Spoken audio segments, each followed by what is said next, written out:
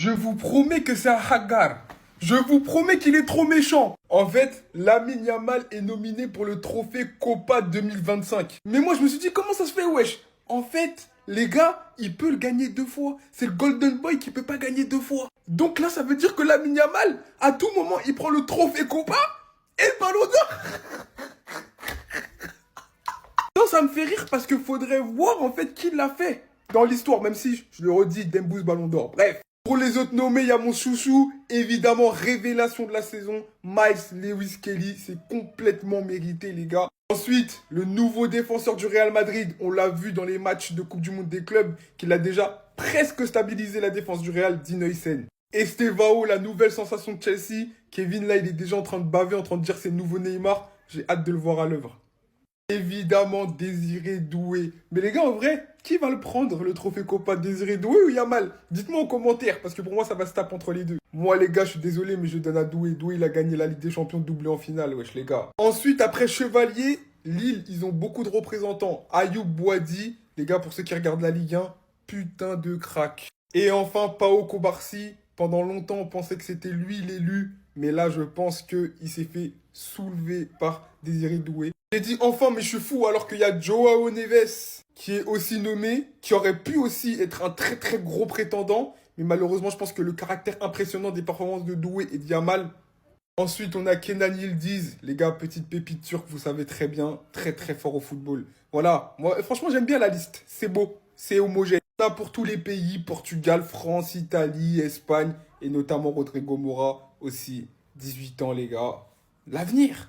Bref, dites-moi pour vous qui mérite. Là, je sais qu'il y aura un gros débat. Yamal, Doué, je sais pas. Les gars, la liste pour le trophée Copa qui récompense le meilleur jeune, le meilleur espoir est sortie. Est-ce qu'il y a du suspense? Parce qu'en vrai, j'avoue, cette année, pour moi, il n'y a pas de suspense. Même s'il y a des beaux noms dans la liste, je vais vous les montrer. Mais le suspense, il est mort. Parmi les nommés, on a Boadi, Koubarsi, Désiré Doué, Estevao, très très bon espoir qui a signé à Chelsea d'ailleurs, qu'on pourra voir la saison prochaine. Huijsen, du Real Madrid, du coup, le défenseur. Lewis Kelly d'Arsenal, Rodrigo Mora de Porto, très très fort. Joao Neves, Lamine Yamal et Yildiz. Il y a une bête de liste, mais le problème c'est que ce mec-là, là, il a laissé aucun suspense. Et pourtant, Désiré Doué, il a été élu meilleur jeune de la Ligue des Champions, meilleur jeune de la Ligue 1. Mais en vrai de vrai, le meilleur jeune, c'est Lamine Yamal. La vérité, il n'y a pas photo. À chaque fois qu'il sera nommé dans un truc comme ça de meilleur jeune, ça peut être que lui.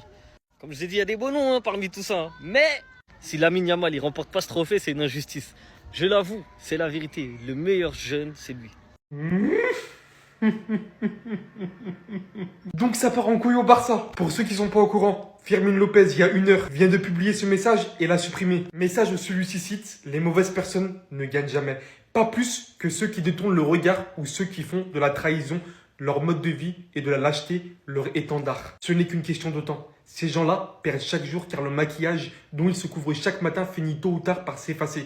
Et alors finissent par se montrer au monde tels qu'ils sont vraiment. Et c'est là que vous me demandez, mais de qu'est-ce qu'il parle? La petite amie de celui-ci se dispute avec la petite amie de celui-ci. Et lui, alors qu'à la base ils ont une relation fusionnelle avec Gavi, en plus du message qu'il a posté sur Insta, hier, c'était son birthday, il lui a rien publié. Vous savez ce que ça veut dire? Ça va créer des tensions. Nous les Madrilènes, on va regarder ça. Surtout quand je commence dès maintenant à voir la réaction des Barcelonais. On rigole, mais s'il y a vraiment un conflit entre Fermin et Gavi, ça risque de créer un gros problème dans le vestiaire. Va falloir surveiller de près leur attitude sur le terrain et voir s'ils se font la passe ou s'ils s'évitent. Vendez-moi Fermin ou Gavi, leur histoire de meuf, c'est pas chez nous, c'est des oufeux. Ah.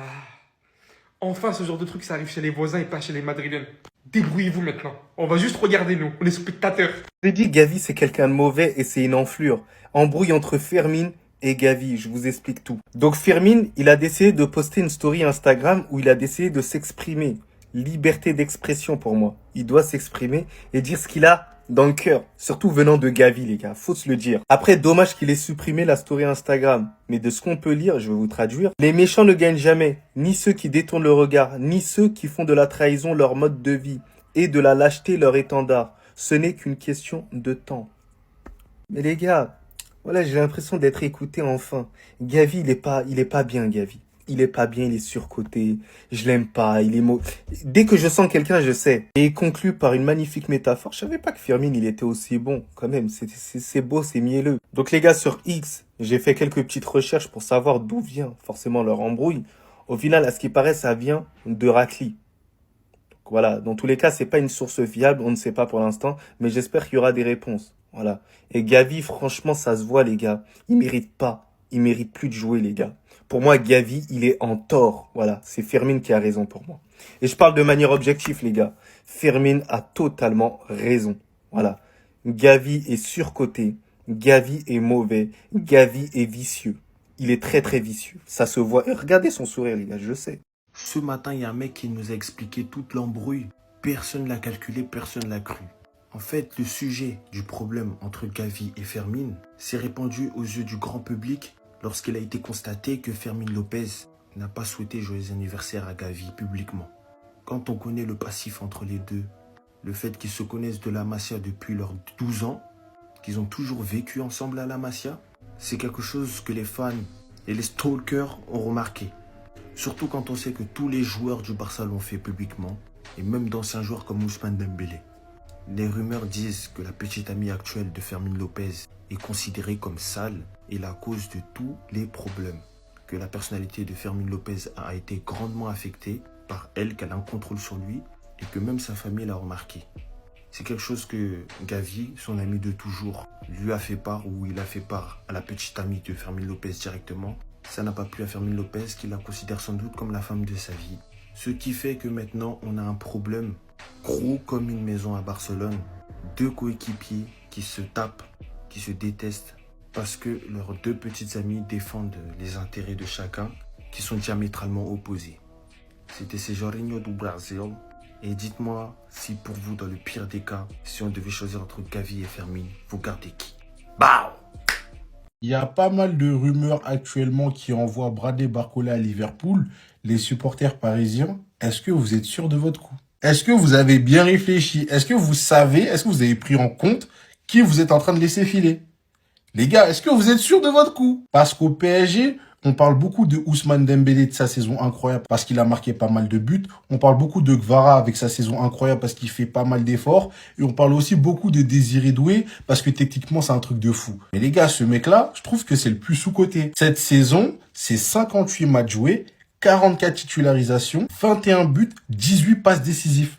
Est-ce que vous vous rendez compte de la stat de folie? Et c'est parce que c'est Barcola qu'on n'en parle pas, hein. Ça, il y a plein d'autres joueurs, ils font ces stats-là, surtout en remportant la Ligue des Champions. C'est top 10 ballons d'or, ça, hein. Là, normalement, il devrait rejoindre Liverpool. Je sais pas si c'est des rumeurs ou c'est quelque chose qui est très avéré. Mais les gars, à Liverpool, dans le championnat anglais, avec full up d'espace, ce mec-là, il va rentrer dans une autre dimension.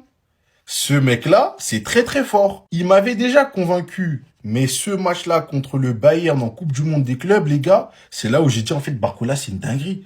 Techniquement, c'est une folie. Il va trop vite. Il y avait que peut-être dans la finition où il doit bosser ça. Mais une fois qu'il aura acquis la finition, et même je parle de finition, regardez ses stats, c'est une folie.